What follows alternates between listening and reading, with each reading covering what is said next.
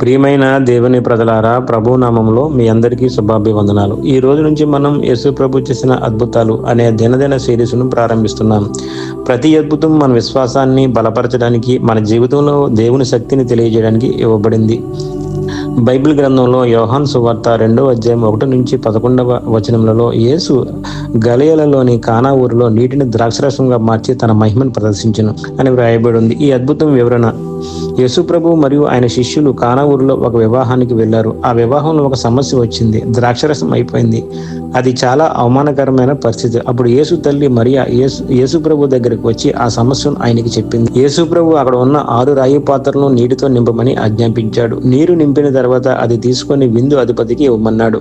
ఆ నీరు ద్రాక్షరసంగా మారిపోయింది. ఇది యేసు ప్రభు చేసిన మొదటి అద్భుతం. దీని ఆత్మీయ పాఠాలు: యేసు ప్రభు లోటును సంపూర్ణతగా మార్చగలడు. మన జీవితంలో కూడా సంతోషం అయిపోయిన చోట ఆశను ఆయన తిరిగి ఇస్తాడు. 2, విధేయత ముందు అద్భుతం వస్తుంది. నీటిని నింపడం సాధారణ పని అయినా విధేయత చూపినప్పుడు అద్భుతం జరిగింది. 3, యేసు ఉన్న చోట అవమానం ఆశీర్వాదం అవుతుంది. మన సమస్యలను యేసు చేతిలో పెడితే ఆయన వాటిని సాక్ష్యంగా మారుస్తాడు. చిన్న సందేశం: ఈ రోజు మీ జీవితంలో ఏదైనా లోటు ఉందా?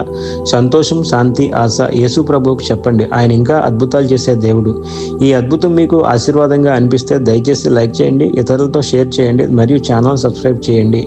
మరొక అద్భుతంతో మళ్ళీ కలుద్దాం. దేవుడు మిమ్మల్ని ఆశీర్వదించును.